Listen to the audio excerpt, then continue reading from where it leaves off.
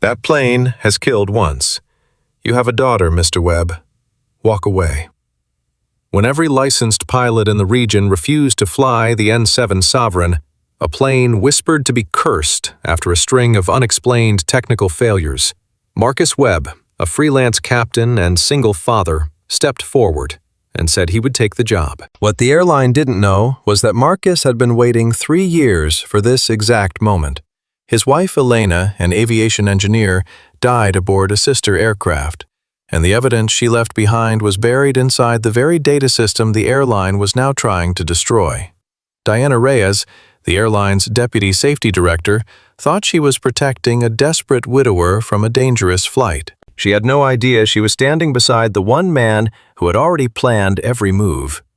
And neither of them knew that before this was over, one of them would have to risk everything, not in the air, but in a boardroom where the real killer had been sitting all along. The plane nobody wanted. The hangar at Ashton Aviation's regional maintenance facility sat at the edge of Dulles International, like a scar that hadn't healed right, too wide, too low, and lit by overhead fluorescence that turned every surface the color of old bone. It was 6:45 in the morning, and Marcus Webb stood at the entrance with a paper cup of coffee that had gone cold somewhere between the parking garage and the security checkpoint. And he looked at the plane the way a man looks at something he has been thinking about for a very long time. The N-7 Sovereign was a mid-range regional jet, 72 seats, twin turbofan engines built in the early part of the previous decade and retrofitted twice since. On paper, it was unremarkable. In practice, it had grounded itself 3 times in the past 14 months through a sequence of technical anomalies that the maintenance logs described in careful, bloodless language. Pressure irregularities, avionics fluctuation, an autopilot dropout at 31,000 feet that the crew had corrected manually before anyone on the ground had even registered the alert. 3 crews, 3 sets of incident reports, 3 separate requests from 3 separate captains to have the aircraft removed from the active fleet, pending a full structural review. All 3 requests had been reviewed by the safety committee. All 3 had been denied. The 4th crew had simply not shown up. Marcus took a sip of cold coffee, decided it was better than nothing, and walked into the hangar. The plane was bigger up close, which was always the way with aircraft. You forgot between flights how much physical space they occupied, how the fuselage curved away from you like the hull of a ship that had learned to move through a different element. He set his bag down on the painted concrete and walked a slow circuit around the nose, not touching anything, yet just looking. The forward landing gear, the nose cone, the windshield panels which caught the fluorescent light and threw it back in long, pale rectangles. He crouched briefly near the front wheel assembly, straightened up, and kept walking. "Captain Webb." The voice came from behind him, and it was the voice of someone who had been waiting there long enough to be mildly annoyed by the wait. He turned. The woman crossing the hangar floor was in her early 30s, dark hair pulled back with the efficiency of someone who didn't think about it anymore, wearing a charcoal blazer over a white blouse, and carrying a tablet that she held flat against her side like a shield. Her badge read Diana Reyes, Deputy Director Safety Operations. Her expression was professional in a way that took effort to maintain, which meant she was already bracing for a conversation she expected to go badly. "Ms. Reyes," he said. "I wasn't sure you'd actually come in person," she said, and she stopped a few feet away and looked at him with the kind of assessment that people in safety roles develop, the one that starts at the eyes and works outward. Most contractors confirm by email and show up day of. "I like to see the aircraft first," he said, "before I sign anything." "That's actually one of the things I wanted to talk to you about." She glanced at the plane, then back at him, and her voice shifted into something that was still professional, but carried a lower register underneath it. The tone of someone who is about to say a true thing that they would prefer not to have to say. "This contract, I want to make sure you understand what you're signing on to."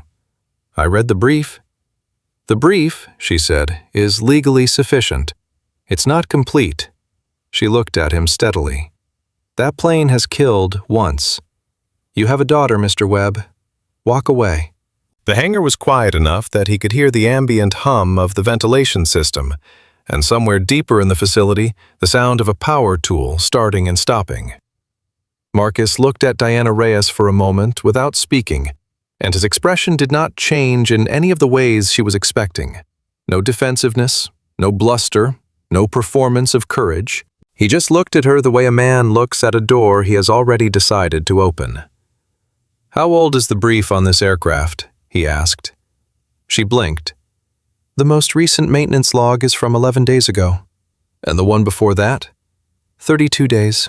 There was a 6-week gap before that entry, which is part of what was logged in the entry 32 days ago. Diana shifted her grip on the tablet.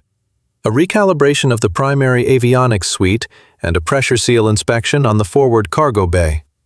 "Who signed off on the recalibration?" "The senior maintenance tech. His name is..." She stopped. She had been answering on autopilot, which was precisely what he had intended, and she could tell that now. "Captain Webb, I don't understand why..." "Who signed off on the recalibration?"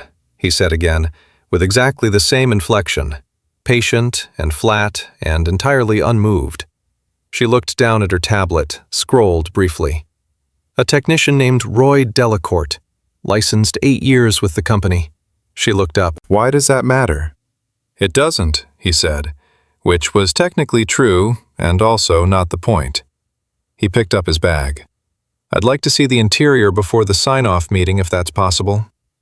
Diana stood still for a moment, watching him move toward the boarding steps that had been positioned at the forward door. She was a person who was good at reading situations, and the situation she was reading right now did not resolve into anything she recognized.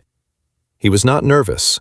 He was not performing calm in the way that risk-tolerant men sometimes did the brittle nonchalance that lived one bad moment away from cracking. He was something else deliberate, in the way of someone who had been working toward a specific point and had now arrived at it. She followed him up the steps.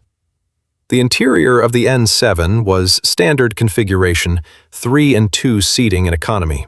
A small forward galley, overhead bins that rattled faintly when you walked the aisle. It smelled of recycled air and cleaning solvent, and underneath both, something older and harder to name. The smell that aircraft develop over years of pressurization cycles and altitude changes, as if the metal itself retains some memory of the sky. Marcus walked slowly toward the front, running his left hand along the upper edge of the seat backs, and Diana watched him from the rear of the cabin and thought about the fact that his wife had been an aviation engineer. She had found that detail the evening before when she was preparing for this morning's meeting. Marcus Webb, 37, commercial pilot's license issued 14 years ago. Instrument rating, type rating for 3 aircraft, including this one. No incidents on record, no violations. No disciplinary actions. Freelance contractor for the past 3 years, working primarily for smaller regional carriers. Before that, 8 years with Atlas Regional Airways, where he had been a first officer and then a captain on exactly this type of aircraft. His wife's name had been Elena. She had died in the Atlas Regional Flight 227 incident 3 years and 4 months ago, along with 17 other people. The NTSB report had attributed the accident to a combination of mechanical failure and adverse weather conditions. Case closed. Marcus had left Atlas Regional within 60 days of the accident and had been freelancing ever since. Diana had read the NTSB report.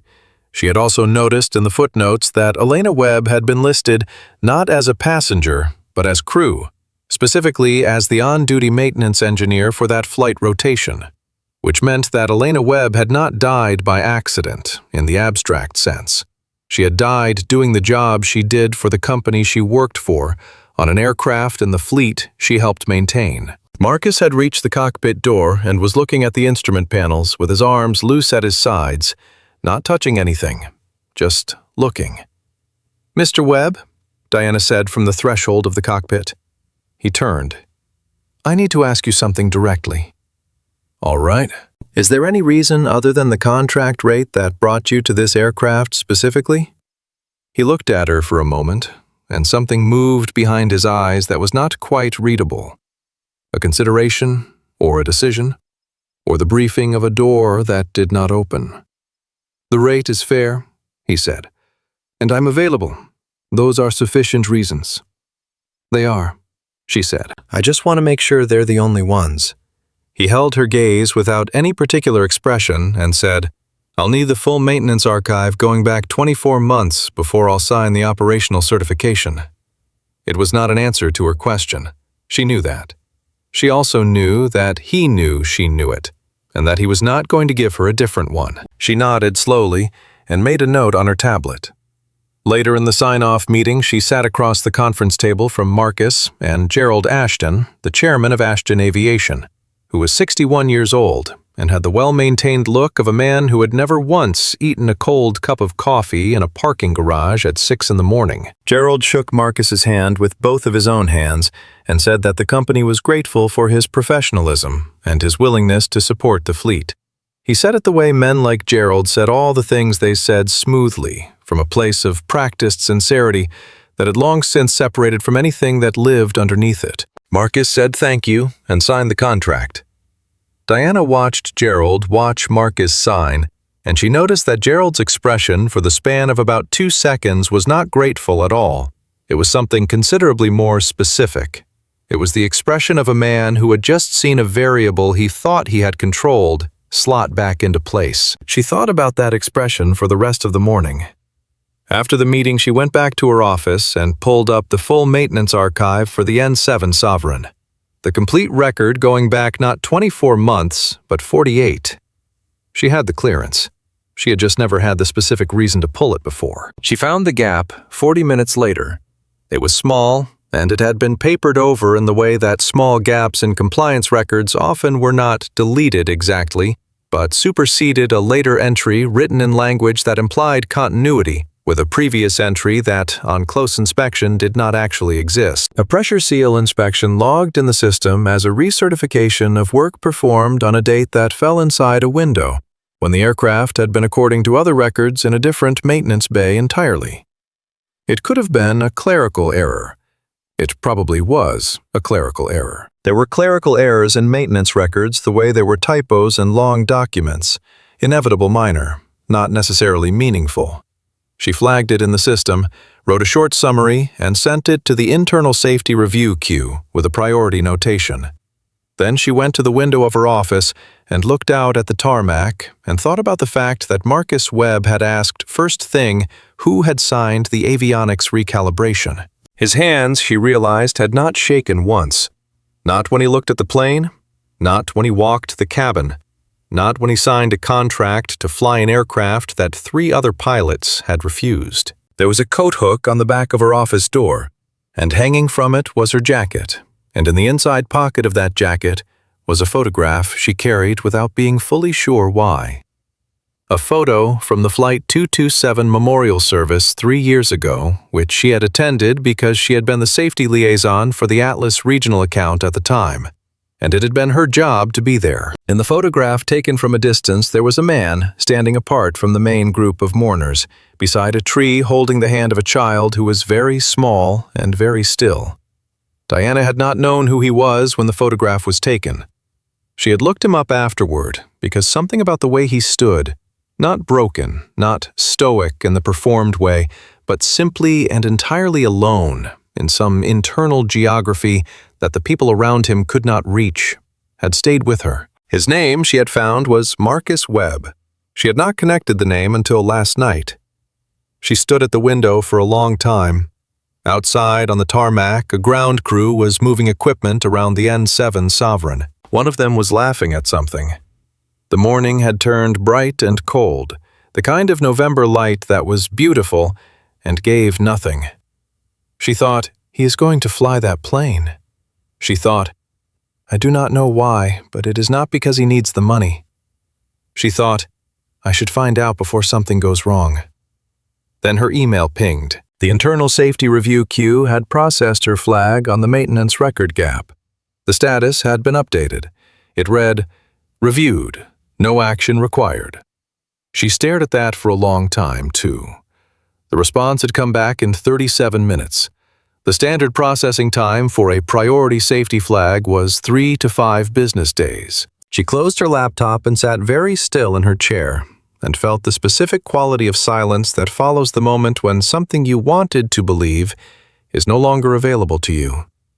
Outside, the ground crew finished their work and walked away from the plane, and the N7 Sovereign sat alone on the tarmac in the November light, and did not look cursed, and did not look haunted, and did not look like anything except what it was: a machine, waiting to be used. What the dead leave behind. Diana did not sleep well that Monday night. She lay in the dark of her apartment in Arlington and ran the sequence again the way she had been running it since she closed her laptop at work. The maintenance gap.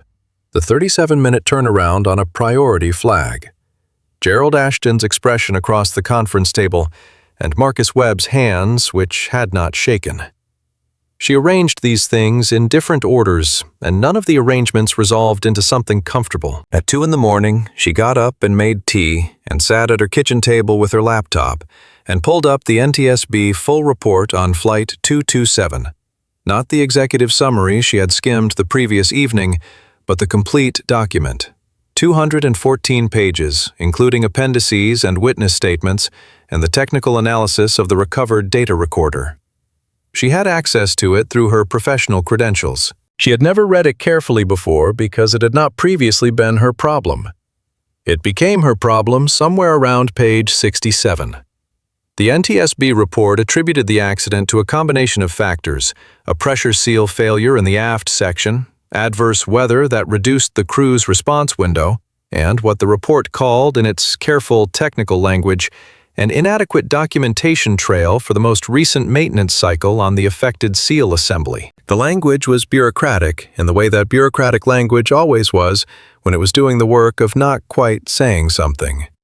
What it was not quite saying, Diana translated as she read. Someone had signed off on maintenance that may not have been performed to specification, and the records did not allow investigators to determine with certainty what had actually been done.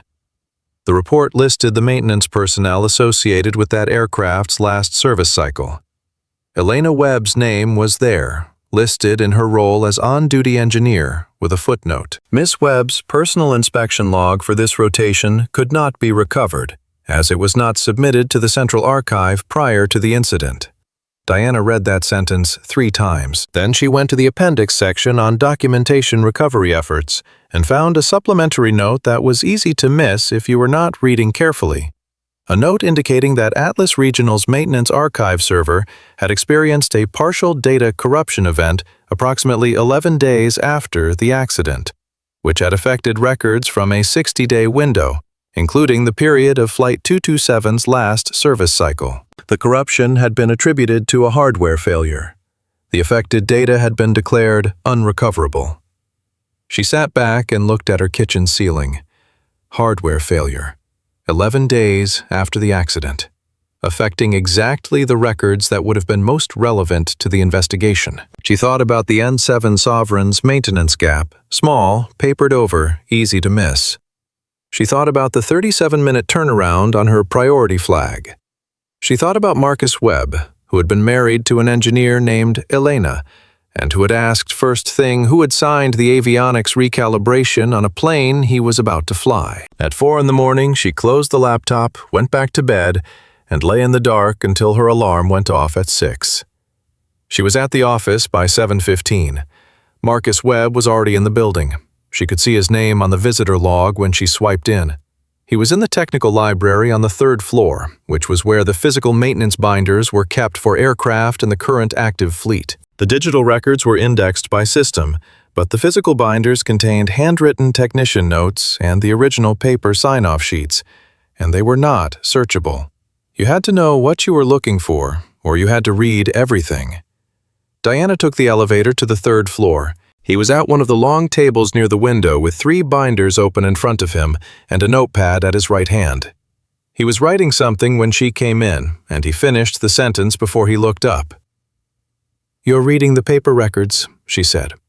"The digital index has a gap," he said.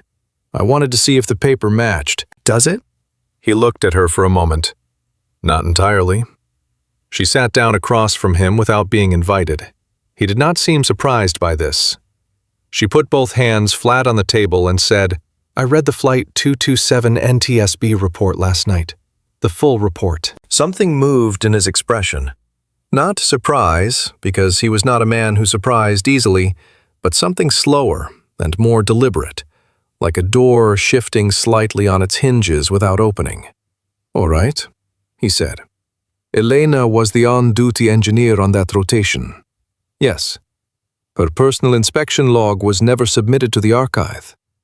"No," he said. "It wasn't. The maintenance archive server had a corruption event 11 days after the accident." He said nothing. "Marcus."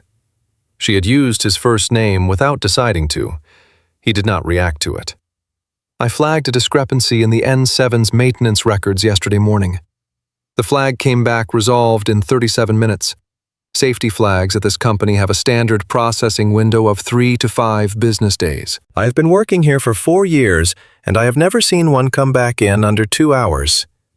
He looked at her with the full weight of his attention, which was the kind of attention that made a person feel simultaneously seen and measured, not unkindly, but precisely. "That's a significant discrepancy," he said. "Yes, it is." She held his gaze. "I need you to tell me why you're really here." The technical library was quiet. Through the window, the tarmac was silver gray in the morning light, and the N7 sat in its position near the maintenance hangar, and a single ground crew member walked past it without looking at it in the particular way that people had started to walk past it, as if not looking at it directly was a small protection. Marcus set down his pen. He looked at the binders open in front of him, then at his notepad, and then at Diana, and the quality of the silence that preceded what he said next was the silence of someone who had been carrying a specific weight for a specific amount of time and was deciding for the first time whether any part of it could be set down. "Elena wrote a report," he said.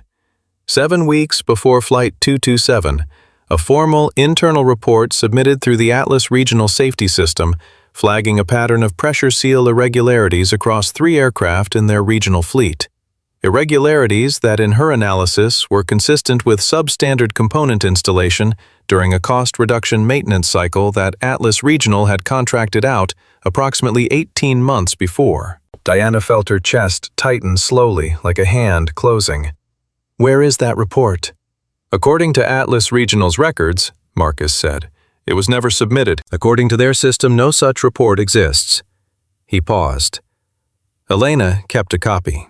A physical copy, handwritten with her own inspection data as supporting documentation. She gave it to me 6 weeks before Flight 227 in a sealed envelope. She told me to open it if anything ever happened.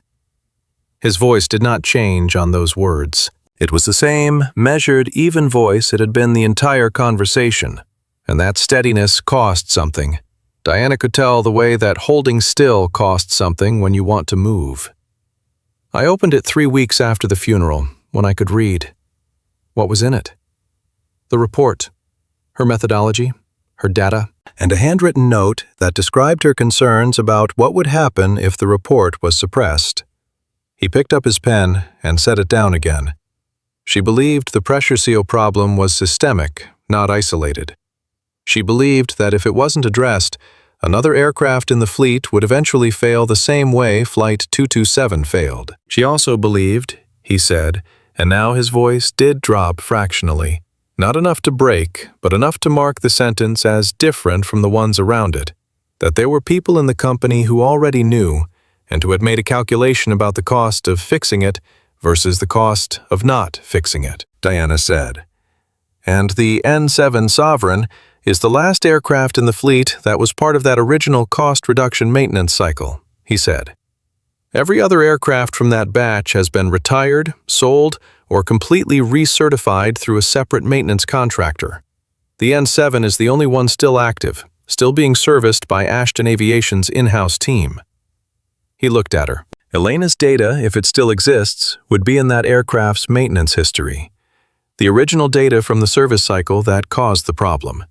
That data should be in the flight recorder system, not the black box, the operational data server, the one that logs maintenance inputs alongside flight parameters. It's a secondary system, not the one that gets pulled in an accident investigation unless specifically requested. And you think, the technical anomalies on the N7 over the past 14 months, he said. are consistent with interference in that secondary data system, not with structural failure, not with the kind of mechanical degradation that would make experienced pilots refuse to fly the aircraft out of genuine safety concern.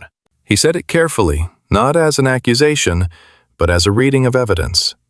Someone has been generating the appearance of unreliability in that aircraft to create justification for eventually decommissioning it, destroying or overwriting the operational data server, and closing the last open thread of evidence about the maintenance practices that killed 17 people, and my wife. The silence in the technical library was complete. Outside, a plane crossed the tarmac toward a departure gate, its engines a low and distant sound. Diana felt several things at once: the cold clarity of pieces falling into alignment, the particular vertigo of understanding that a thing you thought was the edge of something was actually the middle of it, and underneath both of those, a slow and spreading anger, the kind that comes not from surprise, but from recognition. She had flagged a discrepancy. It had been resolved in 37 minutes. She had worked in this building for 4 years. "You installed something in the aircraft," she said, "yesterday morning when you did the walkthrough." He looked at her without answering, which was an answer. "Something that accesses the operational data server," she said.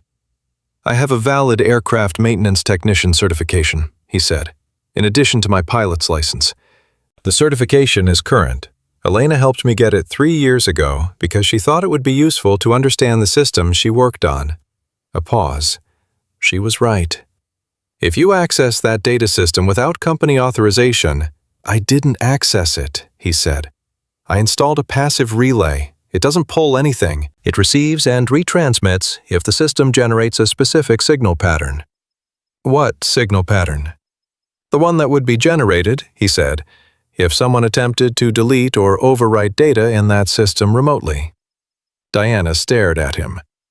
"If someone tries to wipe the operational data server on the N7, he said, the relay will capture and retransmit the data to an external server before the wipe completes. It doesn't activate unless triggered by a deletion attempt. If nothing happens, it does nothing. If someone tries to erase the evidence, the relay sends it somewhere they can't reach." She stared at him for a long time. Outside, the sky was fully light, now pale blue and cold, the kind of morning that felt like a held breath. She became aware slowly that she had been gripping the edge of the table. "How long have you been planning this?" she said. "Since I understood what I was looking at," he said. 14 months. She thought about that. 14 months of watching incident reports on the N7. 14 months of watching 3 crews refuse to fly it. 14 months of waiting for the 4th slot to open. "You were waiting for them to need a contractor. They go through contractors faster," he said. "Easier to pressure a freelancer to take a problem aircraft. Harder to pressure a staff captain.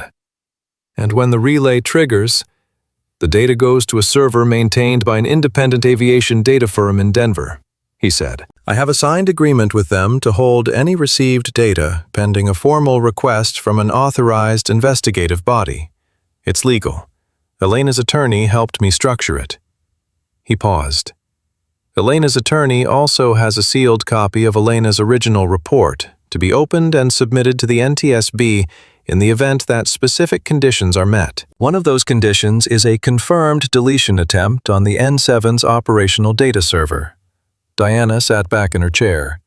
She felt the full weight of what she was sitting across from, not just the plan, which was meticulous and quiet and 3 years in the making, but the man who had made it, who had turned 14 months of grief and a sealed envelope from his dead wife into a legal mechanism precise enough to survive whatever Ashton Aviation's lawyers could throw at it. She thought, he is not flying this plane because he is brave. She thought he is flying this plane because he has to be inside it when the trap closes. She thought, and he has a daughter. "Lily," she said. "Your daughter? How old is she?" 8, he said. "Does she know what you're doing?" "No." The word was different from the other words, shorter, with more underneath it. "She knows I'm flying a new route. She knows it's a job I've been waiting for." He looked at Diana steadily. "She doesn't know the rest." "Marcus."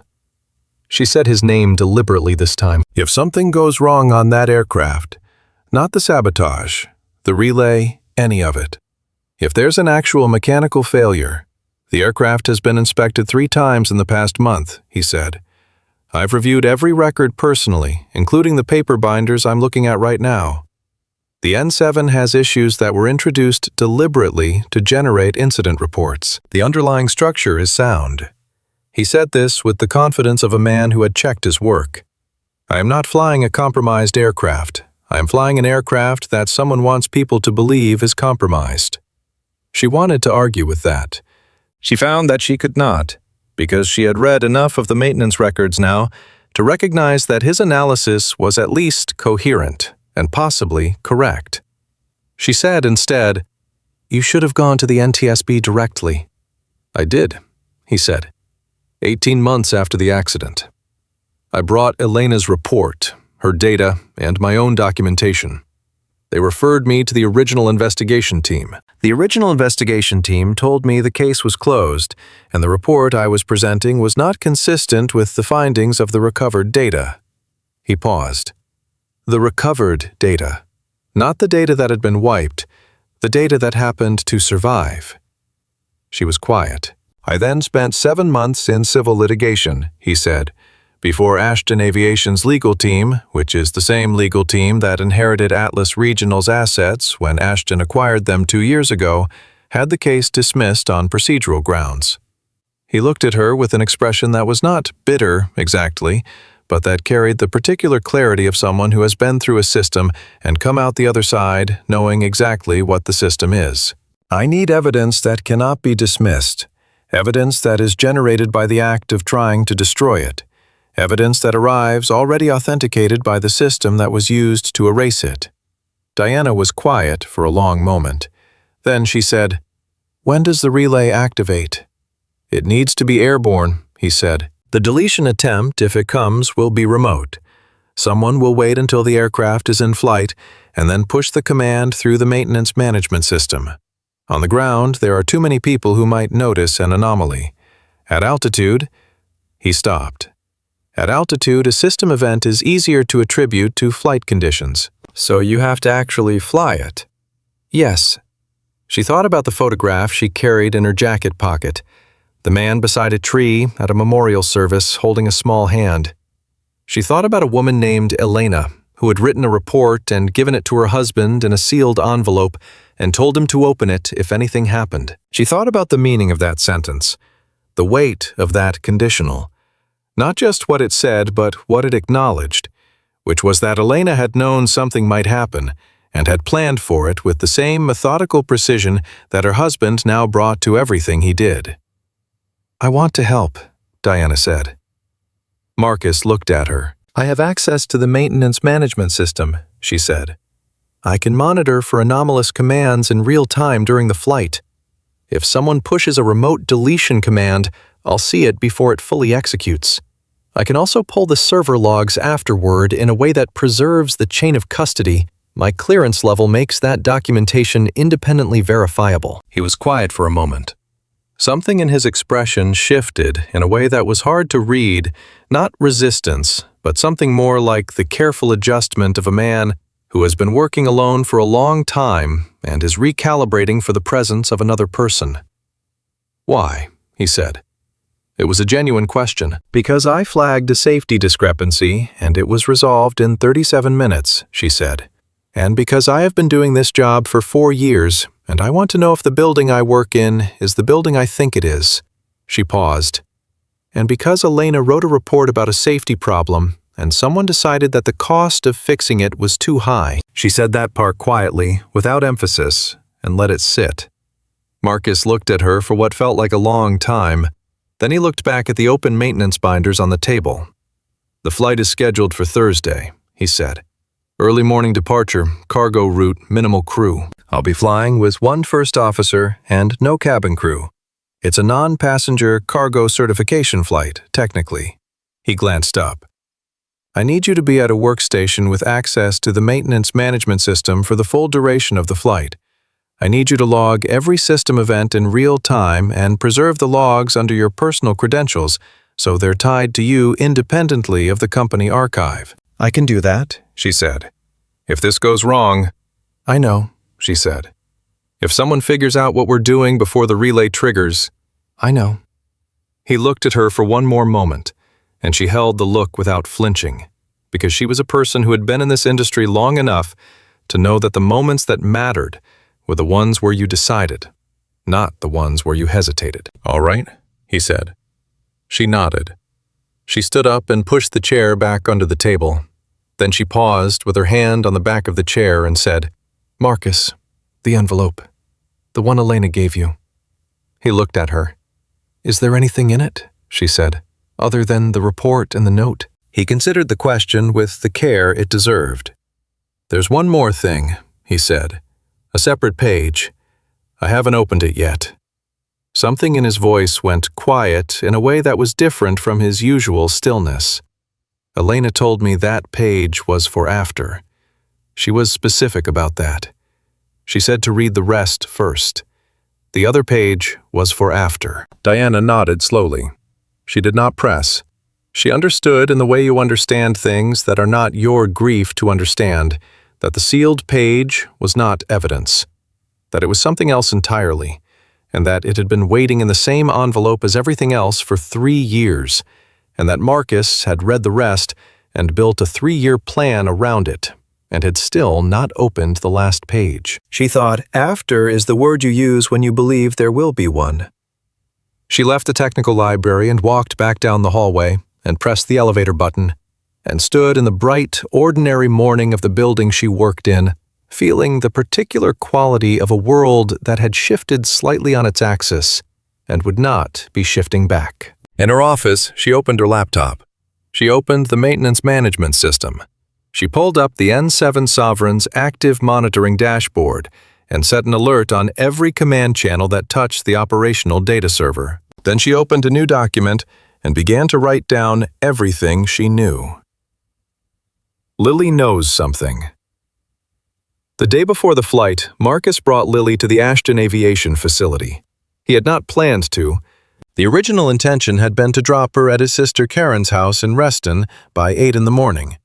But Karen had called at 7:45 with a plumbing emergency of the specific, dramatic variety that Karen's household specialties produced. A burst pipe under the kitchen sink, water on the tile, and a tone in Karen's voice that combined genuine distress with the faint note of theatrical suffering she had perfected over 41 years of being Karen. Marcus had said he would come after work to assess the damage, had offered 3 plumber recommendations, had been told that she needed him now, had explained calmly that he had a required sign-off meeting at the facility, and had eventually agreed to bring Lily with him to the facility and drop her at Karen's after. Lily was 8 years old and took the change in plans with the equanimity of a person who had spent 8 years adjusting to the particular rhythm of a household that ran on one parent's schedule. She put on her red coat without being asked, packed her backpack with a book and a set of colored pencils, and sat in the passenger seat of the truck and asked Marcus if the new plane was the one with the blue stripe on the tail. "Gray stripe," he said. "Is that the one that nobody wants to fly?" He glanced at her sideways. "Where did you hear that?" "Karen said it." Lily turned a colored pencil over in her hand. "She said you always pick the hard jobs. Karen says a lot of things. She also said you do it because you like proving people wrong." Lily set the pencil in her lap. "Is that true?" Marcus considered the question seriously, the way he considered all of Lily's questions, because she had a way of asking them that made it clear she was not asking for entertainment. "Not exactly," he said. "I do it because sometimes the people saying a job is impossible haven't looked at it carefully enough." Lily thought about that. "Like when I couldn't do the math problem and you said I hadn't drawn the picture yet?" "Something like that." She was quiet for a mile or so, looking out the window at the highway and the gray November fields beyond the sound barriers. Then she said, "Is this the last hard job for a while?" He kept his eyes on the road. "Why do you ask?" Because you've been doing a lot of them. She said it without accusation, just observation. And you get that look. What look? Like you're thinking about two things at once, and one of them is somewhere else. She opened her book and looked at it without reading. I don't mind. I just notice. He drove for a moment. He was aware with the full force of the awareness that came and went without warning that she was very much like Elena, not in any single feature, but in the quality of her attention, the way she sat with what she noticed and turned it over without rushing toward a conclusion. Elena had been like that. It had made her a very good engineer and a very difficult person to fool. This is the last hard job for a while, he said. After this one, we'll go see your mom. Lily looked at him. For real this time? For real. She nodded once with the particular seriousness of someone processing a promise they intend to hold. Okay, she said, and went back to her book. The facility parking lot was half full when they arrived, and Lily hopped out of the truck with her backpack and walked beside Marcus through the security checkpoint in a way that suggested she had been to workplaces before, which she had. He had brought her to flight briefings, to charter terminals, to maintenance facilities when there was no other option, and she had learned the specific behavior those environments required. Quiet, self-contained, interested but unobtrusive.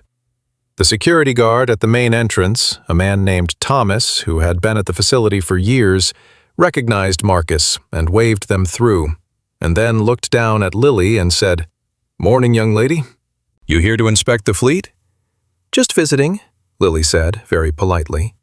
Marcus signed them in, and they took the elevator to the administrative floor, where Marcus's morning meeting with the operations coordinator was scheduled. The coordinator's assistant, a young man named Davis, showed them to a waiting area with chairs and the coffee table and a small television tuned to a cable news channel with the sound off.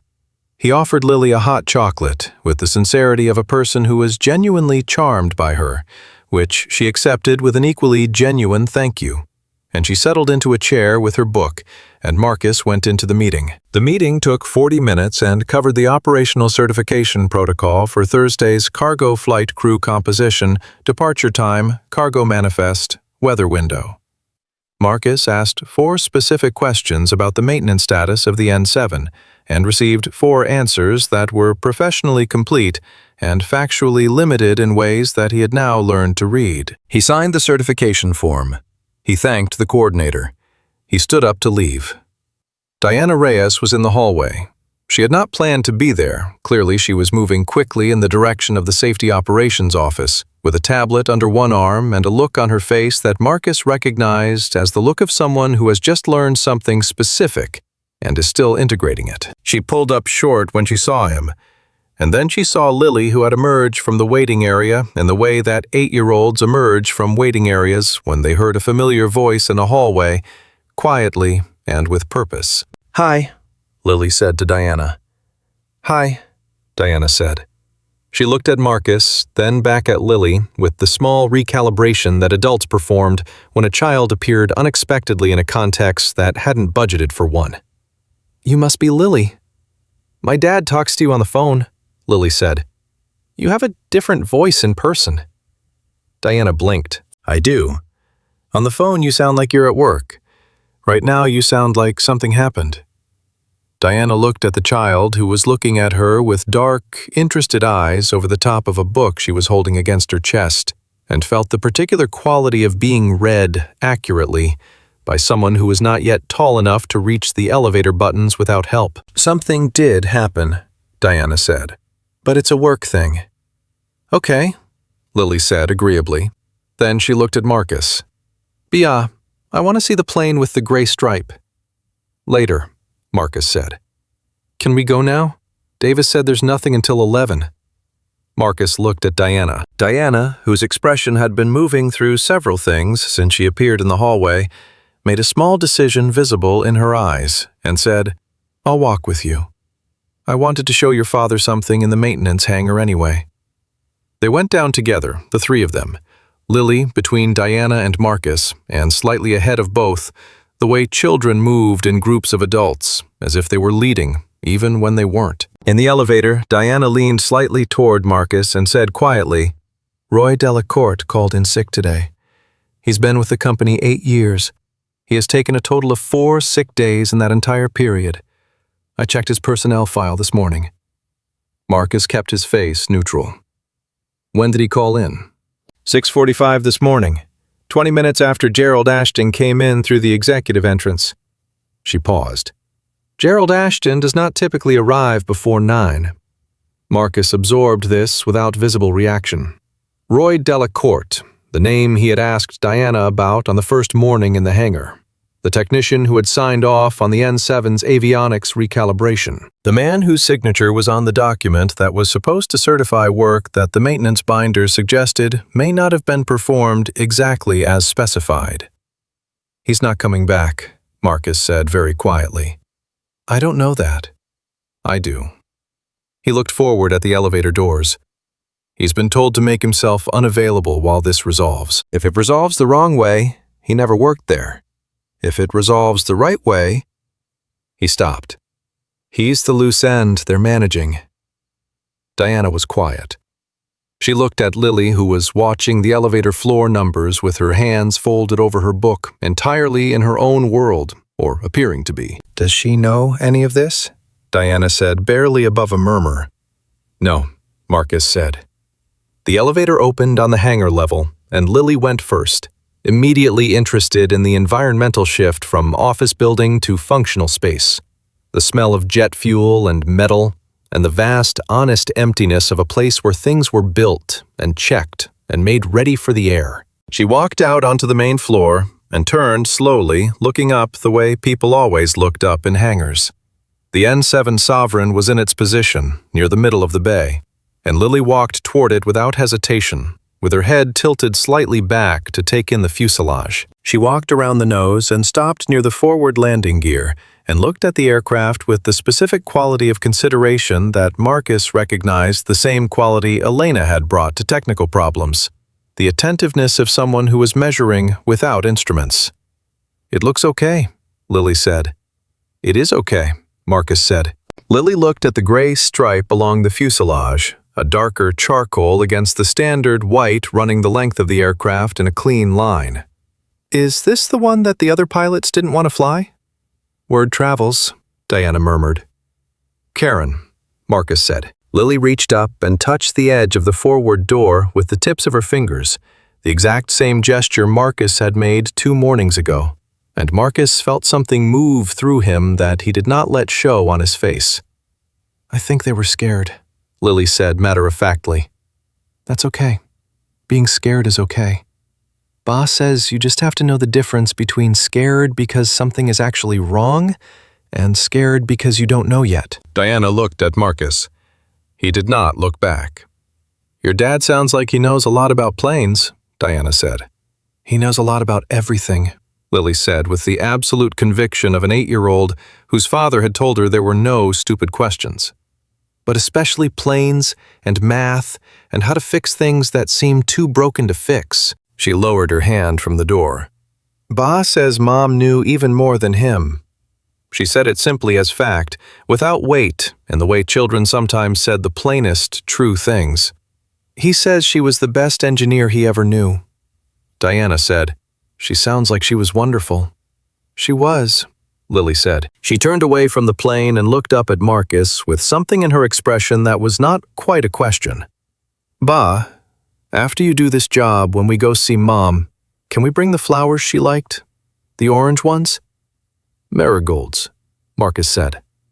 "Yeah, can we bring those?" "Yes," he said. "We'll bring those." Lily nodded, satisfied, and went back to looking at the plane. Diana stood very still beside Marcus, and he was aware of her stillness without looking at her, aware that she had understood something from that exchange that she had not understood before.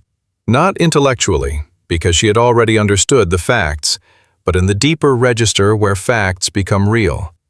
He said, without looking at her either, "She knows I've been working toward something. She doesn't know what. She trusts that there's an after." "Is there?" Diana said. Not unkindly. He looked at Lily, who had her book open against the wheel housing of the N7 and was drawing something on the inside cover. The airplane, from the angle she was standing at, in careful pencil lines. "Yes," he said, "there is." That evening, after Marcus had picked up Lily and driven to Karen's house in Reston and assessed the plumbing situation and arranged for a plumber to come the next morning, and after Karen had made dinner for the three of them and Lily had fallen asleep on the couch in front of the television with her shoes still on, Marcus sat at Karen's kitchen table with a cup of coffee and his phone and looked at his messages. Diana had sent him 3. The first, at 4 in the afternoon, was a screen capture of the Maintenance Management System's command log for the N7 Sovereign, showing a test authorization query sent to the operational data server from an administrative account that Diana had traced to a service account managed by the executive technology team. The query was listed as routine diagnostics. The timestamp was 12 minutes after the operational certification meeting that morning. The second message, sent at 5:30, said, "The service account that sent the query was last actively used 14 months ago, before this morning." The third message, sent at 6:58, was a single sentence. "They're going to try to do it during the flight, Marcus. Be careful." He looked at Lily asleep on the couch, one arm trailing off the cushion, her book on the floor beside her, red coat. He thought about orange marigolds. He thought about the envelope in the inside pocket of his jacket, and the last page inside it, the one he hadn't opened. The one Elena had said was for after. He picked up the phone and typed back to Diana, "I know. I'm ready. Get some sleep." She replied after a few minutes, "I don't think I'm going to sleep much." He typed, "Neither am I." A pause, then her message. "Lily said you know the difference between scared because something is wrong and scared because you don't know yet. Which one is this for you?" He looked at the question for a while. He thought about the answer. He typed, "Neither. I know exactly what I'm flying into, and I know why." He set the phone down and watched his daughter sleep, and outside Karen's window the November night was cold and clear and full of stars, which were the same stars that had been there 3 years ago, and the 3 years before that, and would be there 3 years from now, indifferent and permanent and brilliant in the way of things that do not require anything from you in order to keep burning. At 11:30, he carried Lily to the guest room, removed her shoes, pulled the blanket up to her chin, and stood in the doorway for a moment with the light from the hallway behind him, and his daughter's small face quiet in the dark. "I'll be back," he said very quietly to the room and to himself, and to the particular absence that had lived in every room he stood in since the autumn 3 years ago. "I'll be back, and then we'll go." He went to bed. He did not sleep for a long time. At 2 in the morning, something occurred to Diana Reyes, sitting at her kitchen table in Arlington with her laptop and a cup of tea. She had been going back through the Flight 227 NTSB report again, the specific section on documentation recovery, and she had been thinking about the 11-day gap between the accident and the server corruption. And she had been thinking about the fact that Marcus had spent 14 months watching the N7's incident reports accumulate. And she had been thinking about Roy Delacourt's signature on the avionics recalibration, and she had been thinking about the 37-minute flag turnaround. And it occurred to her, slowly, and then all at once, that there was one question she had not yet asked. She had asked Marcus why he was really here. She had asked about the relay the server in Denver Elena's report. She had understood the mechanism. She had not asked the origin question, not the why, but the how did you know question. How had Marcus known 14 months ago to start watching the N7 specifically? How had he known which aircraft in the fleet to watch? She went back to the NTSB report appendix. She found the section on fleet documentation and cross-referenced the tail numbers of the aircraft that had been part of Atlas Regional's cost reduction maintenance cycle, the cycle Elena's report had flagged. The N7 Sovereign was on the list.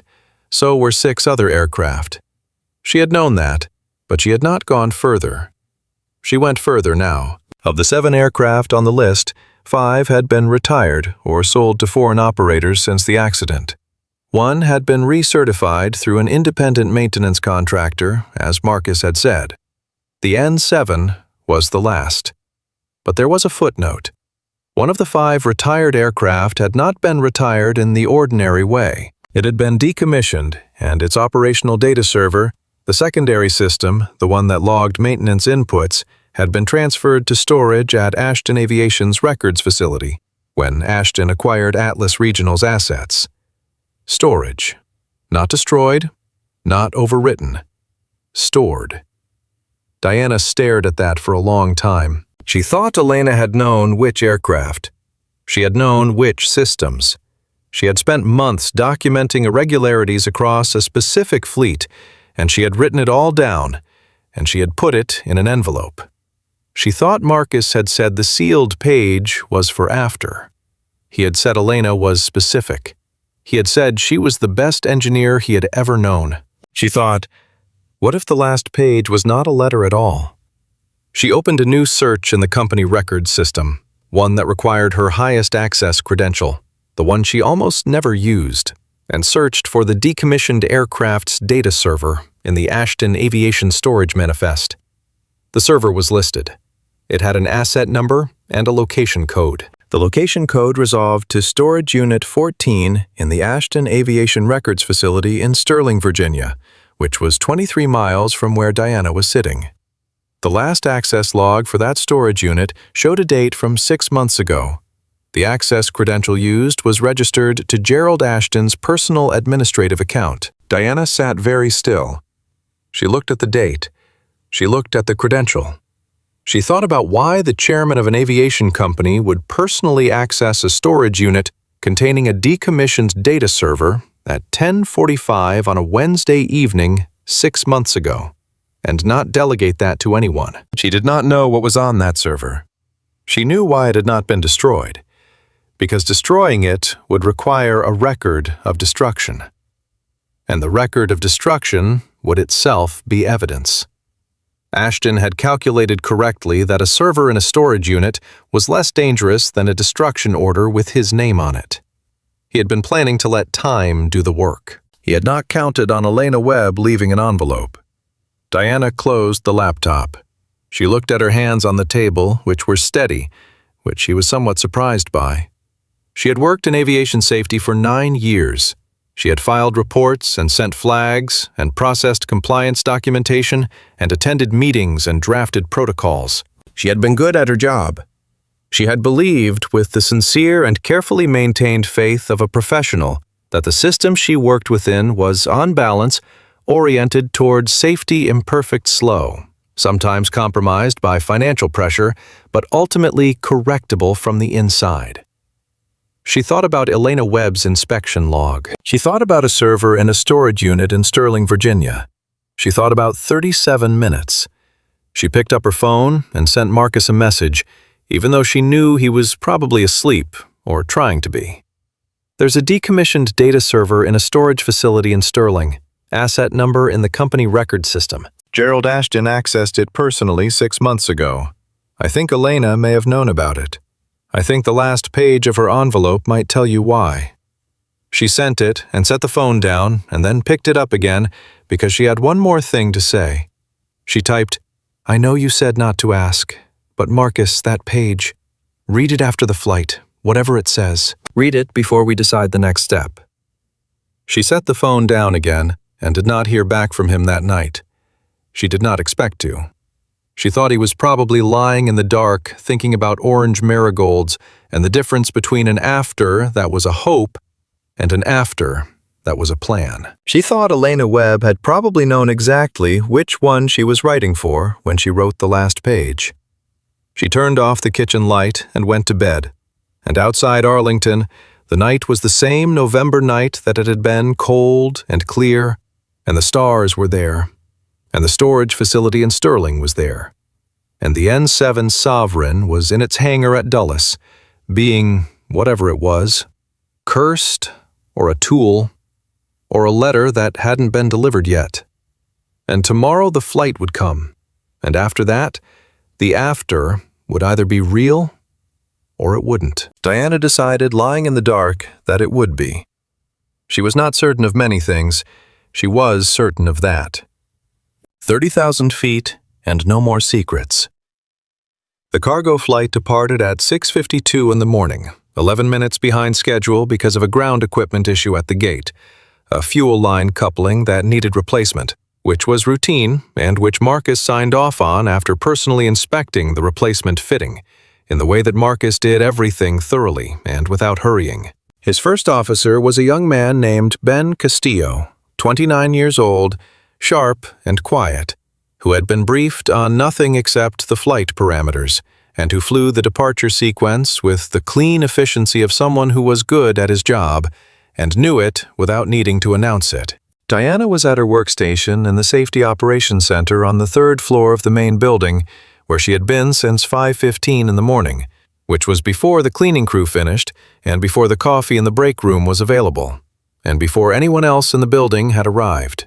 She had her laptop, a secondary monitor displaying the maintenance management system's live dashboard, a legal pad, 2 pens, and a thermos of coffee she had made at home. She had logged in under her personal credentials and had documented the login in a separate time-stamped file on the secondary monitor. Everything she observed this morning would be recorded under her name in a format that could not be altered without leaving a trace. She watched the N7 depart on the secondary monitor's tarmac feed, a small gray shape moving to the runway, holding, turning, accelerating, lifting.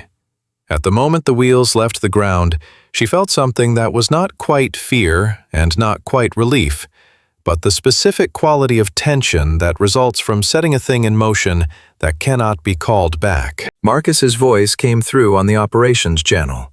Ashton Operations N7 is airborne 701 local, proceeding on filed flight plan. Clean level, exactly what it should be. Diana wrote the timestamp on her legal pad. The first 40 minutes of the flight were quiet. She monitored the maintenance management system dashboard and drank coffee and listened to the ambient sound of the building coming to life around her door's elevator tones, the low murmur of other workstations starting up.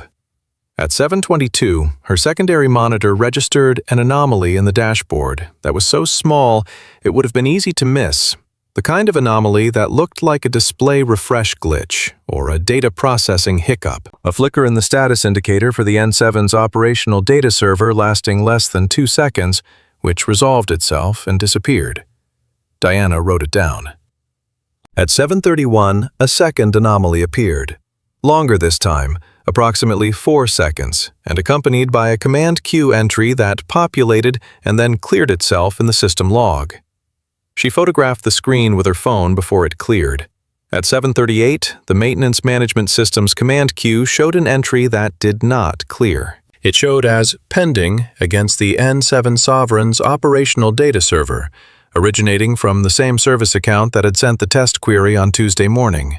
The account that had last been actively used 14 months ago and had been dormant until someone reactivated it at 12 minutes past the operational certification meeting. The command description read, Scheduled Maintenance, Archive Data Consolidation Protocol. Diana stared at that for a moment.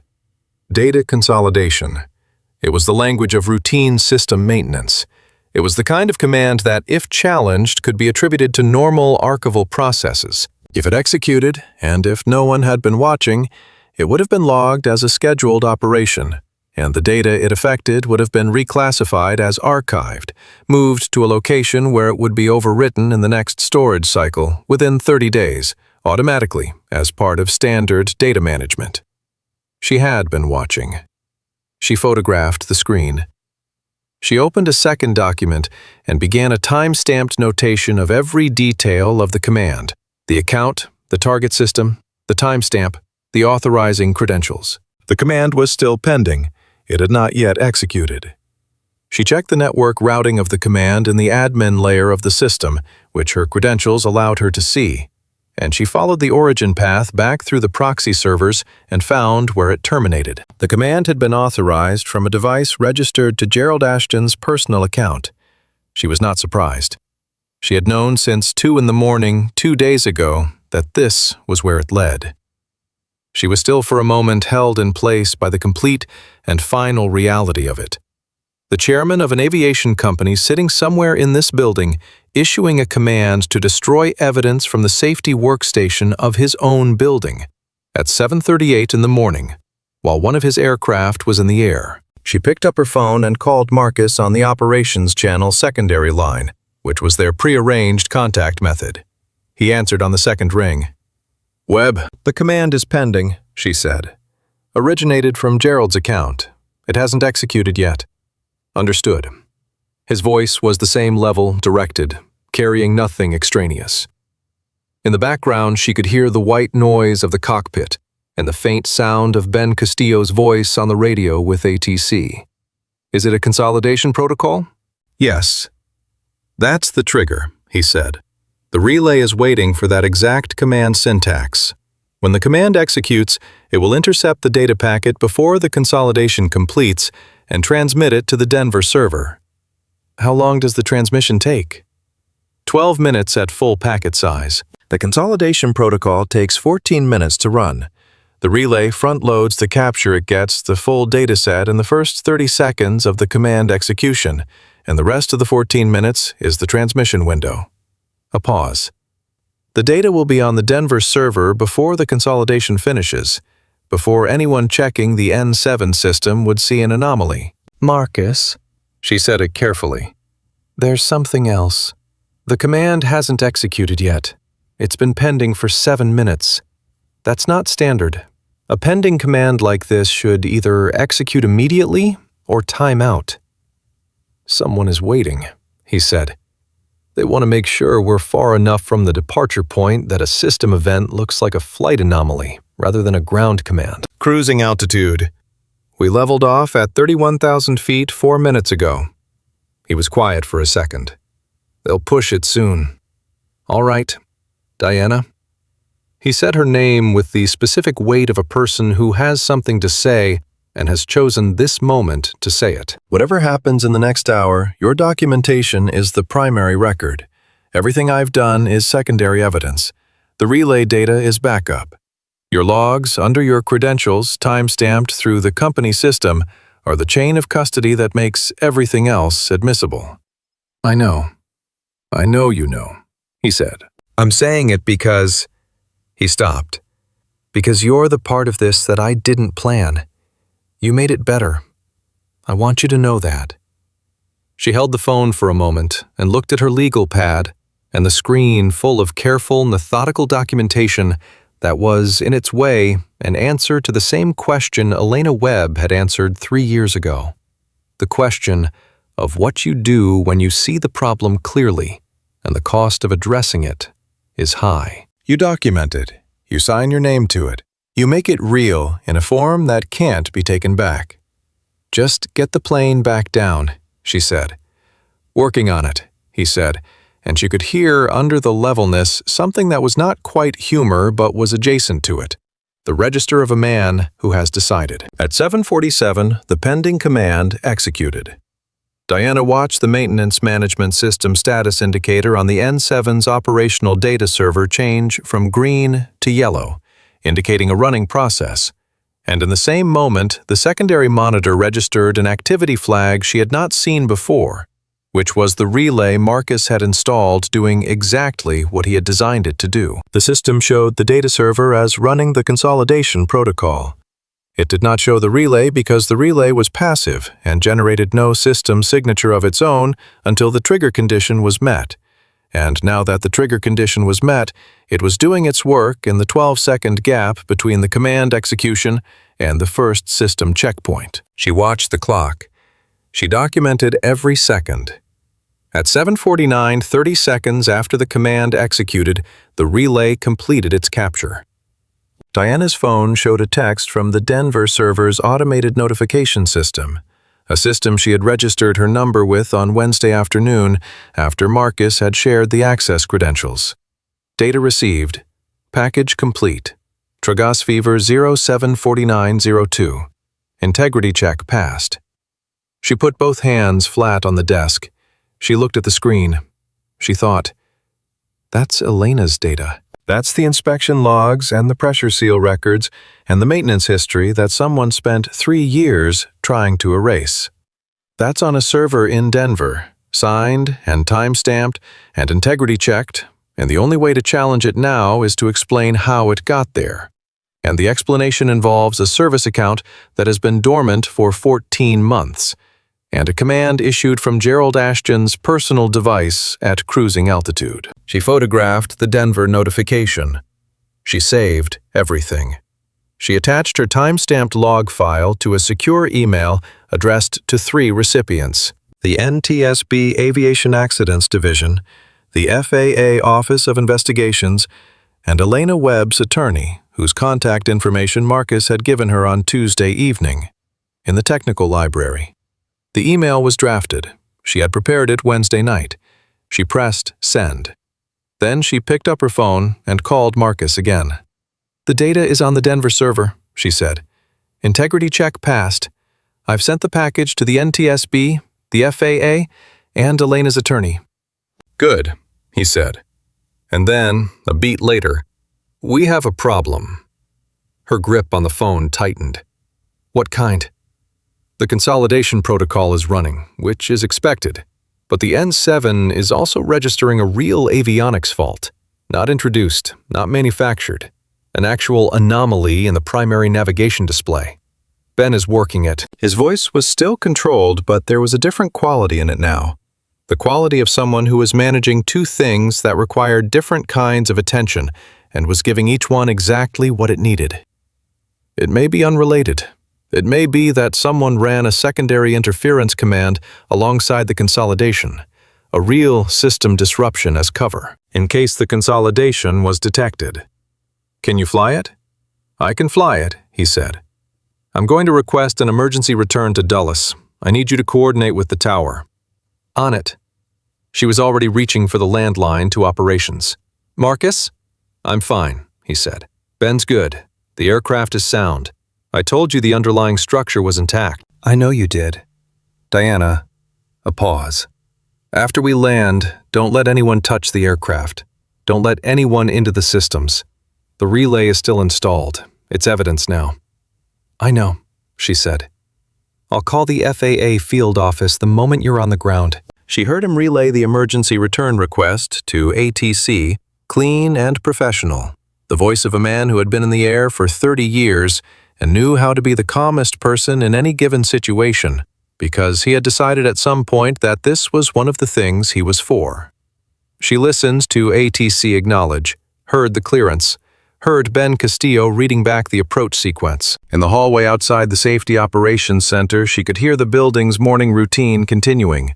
Phones, keyboards, the elevator, oblivious to the fact that 31,000 feet above it, a man was flying a plane back through the November sky with 14 months of preparation in his hands and 3 years of grief in the space behind his eyes. And down here, the evidence his wife had written was already in Denver, and already sent, and already real, and could not be called back. She stayed on the line until she heard Marcus say, "Gear down, 3 greens cleared to land," in the same level voice he had used for every other transmission. And she thought, he is not flying this plane because he is brave. He is flying this plane because he already knew he could, and because someone had to. She heard the landing, the specific sound of wheels on tarmac transmitted faintly through the operations channel. That brief, unglamorous bump and roll that was the most beautiful sound in aviation, the sound of a thing that went up, coming safely back down. "N7 is on the ground," Marcus said. 7 passengers, 0 cargo, 0 injuries, requesting immediate maintenance hold pending technical inspection. And then lower, just to her. "We're down." "I see you," she said.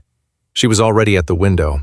She could see the N7 rolling toward the maintenance area, its gray stripe catching the morning light. She could see the ground crew moving to meet it, and she was already dialing the FAA field office number on her cell phone, and behind her, the Safety Operations Center's door was opening, because people were starting to arrive. And everything was about to get loud and complicated and contested. But for one moment, with her hand on the glass and the phone ringing, She allowed herself to feel the full weight of the morning. Everything that had been set in motion and now could not be stopped. Every piece of documentation she had created, every time-stamped notation on her legal pad. Elena Webb's data safe in Denver. Marcus Webb safe on the ground. 3 stories below, in his private office, Gerald Ashton would be checking the maintenance management system and seeing the consolidation protocol listed as completed. And he would not yet know that the 30 seconds before completion had been enough. He would find out. She was going to make sure he found out. The FAA field office picked up on the 3rd ring, and Diana Reyes started talking. What Elena knew. Gerald Ashton's office occupied the northwest corner of the executive floor, with windows that looked out over the tarmac on one side, and on the other, the long, flat reach of the access roads and the distant blue line of the Dulles flight paths. It was a serious office dark wood framed industry awards, a conference table with 8 chairs that he rarely used because Gerald Ashton preferred to conduct his important conversations in settings where he controlled the seating arrangement. He was behind his desk when his assistant opened the door and said that Diana Reyes was requesting an immediate meeting with the full board. He looked up from his laptop. Tell her to schedule through the standard process. She says it can't wait. The assistant was a careful woman in her 50s named Margaret, who had worked for Gerald for 11 years and had the particular steadiness of someone who has learned to modulate her expression when delivering news she knows will not be received well. She says it's a safety matter requiring immediate board notification under Section 4 of the company's operational charter. Section 4 was the provision that required the board to convene within 2 hours of a formal safety emergency notification from a director-level safety officer. It had been invoked once in the company's history 4 years ago for a runway incursion incident at a regional hub. Gerald had helped draft the provision. He knew exactly what it obligated him to do. He closed his laptop. Tell her we'll convene in conference room A in 30 minutes. The board had 6 voting members, not counting Gerald. 4 of them were available in the building that morning. It was a scheduled, in-person workday, which Diana had known when she chose this morning. The other 2 were patched in by video. All 6 were assembled in conference room A when Gerald arrived along with Diana, who was standing at the head of the table with her laptop open and a projection screen displaying the maintenance management system dashboard behind her. Gerald sat at the chair opposite her and studied her expression and said, "Ms. Reyes, this is an unusual procedure." "Yes," she said, "it is."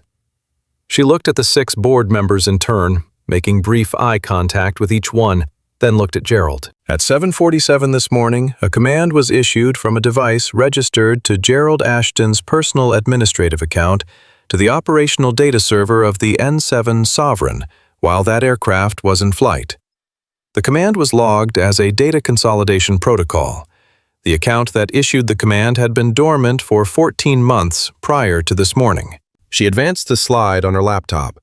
The screen behind her displayed the command log entry with the originating account, the timestamp, and the device ID highlighted. I observed and documented this command in real time from my workstation in the Safety Operations Center under my personal credentials, beginning at 7:22 this morning, Gerald said in the measured voice of a man who had been in difficult rooms before. Data consolidation is a routine maintenance function. The account in question is a service account for executive administrative use. I'm not sure what you're implying. I'm not implying anything, Diana said. I'm presenting documentation. She advanced the slide again. The screen now showed the Denver notification, the time-stamped data receipt from the independent server.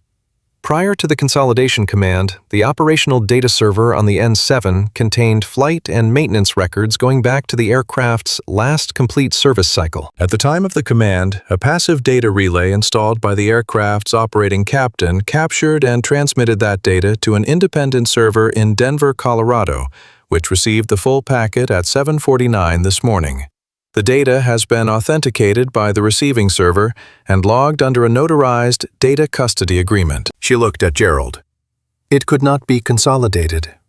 It was already somewhere else. The room was very quiet. One of the board members, a woman named Patricia Hollis, who served as the audit committee chair and had the look of someone who had encountered financial irregularities in her career and developed a specific vocabulary for her internal reaction to them, leaned forward very slightly in her chair. Gerald said, "This is an extraordinary set of claims, and I'd like to understand the legal basis on which an operating pilot was permitted to install unapproved equipment in a company aircraft." "The relay was installed under a valid maintenance technician certification," Diana said, "by a licensed AMT who was operating within his credentialed scope of work during a pre-flight inspection that he was contractually authorized to perform." She paused. "There's no legal basis for challenging the installation. I've confirmed this with the company's Aviation Compliance Council this morning." She had in fact called the company's Aviation Compliance Council at 8:15, and the council had been initially skeptical, and then after 45 minutes of reviewing the documentation Diana had sent, had become considerably less skeptical, and had said, carefully, that the installation appeared defensible. Gerald had been still. He had the stillness of a man who was thinking very fast behind a surface that was trained not to show it. "The data on this Denver server," he said. "What exactly is it alleged to show?" "It's not alleged," Diana said. "The data shows the complete maintenance history of the N7 Sovereign's operational systems, including records from the service cycle period covered by the original cost reduction contracting arrangement that Ashton Aviation inherited when it acquired Atlas Regional's assets. That service cycle is the subject of a formal report filed with this company's predecessor that was marked as unsubmitted in the system archive." She advanced the slide. Elena Webb's report header filled the screen, a scanned image from the physical copy in the envelope, not a digital reconstruction, with Elena's signature and her employee number and the date.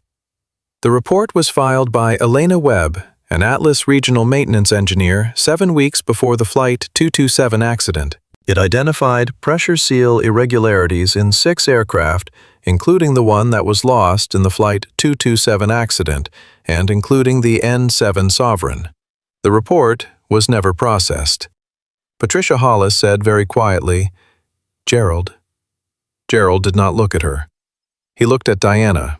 He said, "You are making allegations about a closed NTSB investigation based on data recovered by a pilot who has a personal connection to the Flight 227 incident and who may have had a personal motive to—" "The NTSB case was closed based on available evidence," Diana said. "The data transmitted to the Denver server this morning constitutes new evidence, specifically maintenance records that were not available to the original investigation, because the relevant archive server experienced a data corruption event 11 days after the accident." She held his gaze. "The server that experienced that corruption event was an Atlas Regional asset, subsequently acquired by Ashton Aviation. The acquisition records are in our own document management system. I've attached them to the package already transmitted to the NTSB and the FAA." One of the board members on the video feed, a man named Harrison, who handled the company's legal affairs from a satellite office in Chicago, unmuted himself and said, "Gerald, I need to recommend that you stop speaking until we have independent counsel present." "I'm not going to stop speaking," Gerald said, and something in his voice changed. It didn't rise, it didn't break, but it shed the professional polish and became something harder and older underneath. He looked at Diana with the expression of a man who had made a calculation and was about to lay it on the table, the expression of someone who had run out of the better options and was going to try the one he had left. "What you're describing is a coordinated effort by a grieving widower who could not accept the findings of a federal investigation, who spent 3 years building a legal mechanism to reopen a case that was fairly and thoroughly investigated and closed, and who recruited a member of our own safety staff to assist him in an unauthorized operation involving company property." He leaned forward. "Any evidence obtained through that mechanism is going to be challenged in federal court by attorneys who are very good at what they do, and this company has significant resources to pursue that challenge. What you have is contested, Ms. Reyes. It is not clean. And the moment you make this public, your own career—" "Gerald?" Patricia Hollis's voice had changed. She was looking at her tablet, which she had been quietly using during the last exchange, and she set it face up on the table so the people near her could see the screen. The NTSB public tip line shows a submission received at 8:22 this morning. The FAA Aviation Safety Hotline shows a submission at 8:23. Elena Webb's name is in both filings. She looked at Gerald with the expression of someone who is not angry, but who has reached the end of a particular road. How many of our board members do you think are going to sit in this room and listen to you threaten a safety officer who filed a legal report about the death of 17 people on the grounds that the evidence is inconvenient? The room was quiet in a different way now, the kind of quiet that follows the moment when a balance has shifted, and everyone in the room can feel it, but no one has yet said so aloud. Gerald's expression did not crumble. He was 61 years old, and he had built an airline from nothing, and he had sat in difficult rooms for 30 years, and he did not crumble. But something behind his eyes went out slowly, like a light dimming on a circuit that has lost its source. He looked at the screen behind Diana Elena Webb's signature on the report header, clear and careful and dated and real, and he said nothing. Harrison from the video feed in Chicago said, "I'm calling independent counsel now. I'd advise everyone in that room to stop talking until they arrive." Patricia Hollis said, "I'm going to make a motion." She did. The motion was to place the N7 Sovereign and all related maintenance records under immediate third-party hold, pending federal investigation, to suspend Gerald Ashton's executive authority pending an independent review, and to direct the company's cooperation with federal investigators. She called for a vote. Gerald said. "Patricia, don't," she said, and the word was quiet and completely final. The vote was 4-1. Gerald was the one. He stood up from the table. He was still entirely upright, which Diana noted. It was the posture of a man who believed that bearing counted for something, even now, even here. And maybe it did. He looked at Diana once more before he walked out, and the look said several things that he was no longer in a position to say aloud. And Diana held the look without blinking and thought, "You signed the order that killed 17 people. You signed it to save money. You spent 3 years burning the evidence, and you had a 37-minute flag turnaround on a priority safety report, which is the detail that nobody is going to let you explain away." She watched him walk out of conference room A. She let herself breathe. The next 90 minutes were the procedurally intensive kind, federal investigators arriving on site, the company's independent counsel establishing parameters, Patricia Hollis convening a working session with the board's remaining members, the N7 being formally sealed under FAA authority in the maintenance hangar. Diana was interviewed twice, once by the FAA field investigator and once by the NTSB agent who had been dispatched when the tip line filing triggered an automatic review flag. She gave both of them the same complete, chronological, documented account that she had been preparing since 2 a.m. on Wednesday. In between the 2 interviews, she was standing in the hallway outside the Safety Operations Center with a cup of coffee she had found somewhere and a legal pad she was still annotating, and her phone rang. She looked at the screen. She answered. "Where are you?" Marcus said.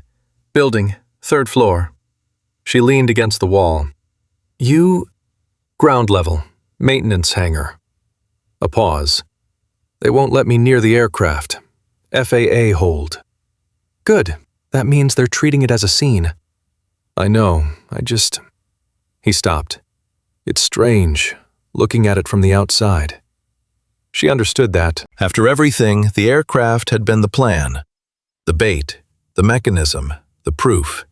Looking at it, sealed and attended by investigators, must have had its own specific weight. "Are you all right?" "Ben's fine. He's being interviewed." Marcus paused. He figured out something was happening about 10 minutes into the approach. He didn't ask. He just flew. A silence. "He's a good pilot. So are you." He didn't respond to that directly. Then he said, "The board meeting." It happened. Patricia Hollis moved to suspend Gerald's authority, 4-1. She heard him exhale, not dramatically, just the breath of a man who had been holding something for a very long time and had set it down. What comes next? Federal investigation, NTSB review reopening, civil and likely criminal referrals given the documentation trail. She kept her voice even, not because she wasn't feeling the weight of it, but because the weight required stability to be carried correctly.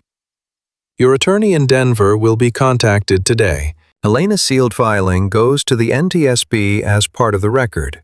Everything you built it holds, Marcus. The chain is intact. He was quiet for a moment. Are you actually all right? She said.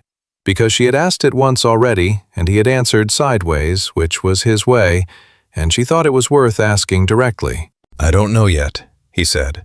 And that was the most honest answer she had heard him give, and she valued it for exactly that reason. I think I've been running on the plan for so long that I don't know what it feels like to stop. That makes sense? Diana. He said her name with a different quality than usual, not the measured professional version, not the version that carried the weight of the investigation, but something quieter and more ordinary, the version that belonged to a person talking to another person in a hallway on a Thursday morning in November, after a very long time.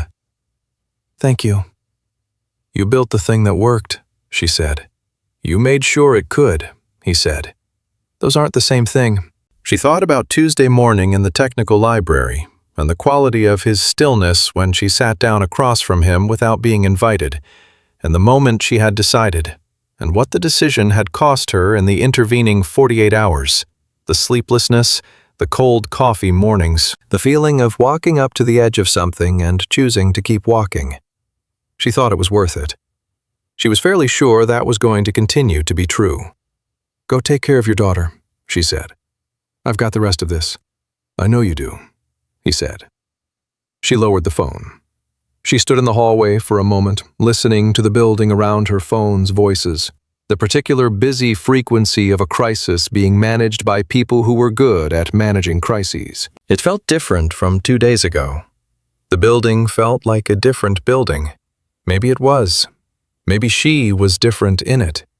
She went back into the Safety Operations Center and picked up her legal pad and kept working. Marcus got to Karen's house in Reston at 3:45 in the afternoon, after the second interview, after signing 3 separate sets of documentation, after a 40-minute call with the attorney in Denver, who used the word unprecedented 4 times, in a tone that oscillated between caution and something that was trying not to be excitement. He was tired in a way that went down to a level he hadn't reached in 3 years. Not the tired of running on adrenaline, but the tired that comes after, when the thing you've been running toward has arrived, and the running is over, and your body is catching up to the fact. Karen met him at the door and looked at his face for approximately 1 second and said, "Lily's in the backyard. I made food. Eat first." She stepped back to let him in. He went to the kitchen first because Karen was rarely wrong about food, and ate standing at the counter, which Karen allowed because she understood the specific category of need he was in. And then he went through the back door. The backyard in November was the backyard in November brown grass, bare trees, a bird feeder that Karen kept filled that attracted mostly sparrows, a table with 2 chairs where Karen drank her morning coffee when the weather permitted. Lily was at the table, not in a chair, but sitting on top of it, cross-legged, with her book in her lap and her colored pencils arranged by color on the surface beside her. She was drawing something on a fresh page and did not look up immediately when the door opened, because she was in the particular concentration of a child who is doing something that matters. "Pa," she said without looking up. "Karen said you'd be here by 4. "Close enough," Marcus said. He pulled one of the chairs out and sat down at the table near her feet. She glanced at him, then a quick, comprehensive assessment, the kind she performed without performing it, reading whatever she needed to read in the angle of his shoulders and the set of his face. "You're done," she said. "Yes," he said. The job, he said. "And the other thing." She looked at him steadily. The November air was cold and clear, and the sparrows were working the bird feeder with their usual industrious indifference to human events. She said, "The thing you were thinking about with the other half of your brain?" "Yes." She considered that. She looked back at her drawing. "Is it okay now?" He thought about Gerald Ashton's face in conference room A, and the sound of wheels on tarmac, and a data packet completing its transmission 31,000 feet in the air, and Elena's signature on a report header on a projection screen in a boardroom, and the sealed page in the envelope that he still hadn't opened. "It's going to be okay," he said. "That's different from okay right now, but it's going to be." Lily nodded. She turned her drawing and showed it to him, the N7 Sovereign, rendered in careful pencil lines on the inside cover of her book, as she had seen it from the hangar floor the day before. It was a good drawing. She had the gray stripe exactly right. "Can we still go see Mom?" she said. "Saturday," he said. "I promised." "With the orange flowers." "With the orange flowers." She put the drawing back in her lap and picked up an orange pencil and added something to the corner of the page. A small cluster of flowers, rough but recognizable. The kind of flowers that grew in a specific September garden that Marcus could not think about without the specific grief arriving alongside it. The kind that had long since stopped being sharp and had become the texture of the world instead. Present in the way that gravity was present. Constant and load-bearing, and there. He looked at the flowers in the corner of Lily's drawing and did not try to feel something other than what he felt. "Bah," Lily said. "The lady, Diana." "Yes. Is she your friend now?" Marcus looked at his daughter, who was filling in the petals of the penciled flowers with careful, concentrated attention. "Yes," he said. "I think she is." "Good," Lily said with the decisive simplicity of someone for whom this resolved something. "She has a good voice in person." He stayed until dinner, and then after dinner he stayed while Karen and Lily watched a movie that he mostly didn't follow. And at 9 o'clock, he carried Lily to the guest room again and took her shoes off and pulled the blanket up. He stood in the doorway. He looked at her sleeping face. He went back to the kitchen and sat at the table and took the envelope out of the inside pocket of his jacket. He set it on the table in front of him. The envelope had been in that pocket for 3 years, transferred from jacket to jacket every time he changed a weight. So constant, he had stopped feeling it as extra weight, and had begun to feel its absence when he put on a coat and reached for it by habit before remembering where it was. The first part of the envelope, Elena's report, her methodology, her notes, he had read at the kitchen table of a different house in a different November, through a different quality of grief, 3 weeks after the funeral. He had read it and understood what it asked of him, and had spent the next 3 years answering. The last page had waited. He opened the envelope and took out the last page. It was a single sheet of yellow legal pad paper, the kind Elena had used for everything. She had always preferred handwriting to typing for things that mattered, had said that the hand remembered what the mind could revise. Her handwriting was clear and a little angular, the handwriting of an engineer who had trained herself to print legibly on diagrams and forms, and had let that discipline carry over into everything she wrote. He recognized it from the grocery lists she used to leave on the counter, and from the margin notes she wrote in technical manuals, and from her name on the report header that had been on a projection screen in a boardroom that morning. It was not evidence, he had known it wasn't. It was a letter. He read it. He sat with it for a while after he finished reading. Outside Karen's kitchen window, the November night was the same November night. It had been cold and clear. The sparrows were done for the day. The bird feeder hung still. She had said, "I know what you're going to try to do. I know you, Marcus. I know you won't stop until it's done. So I made it as easy as I could. Use the data, use the attorney, use whatever you need.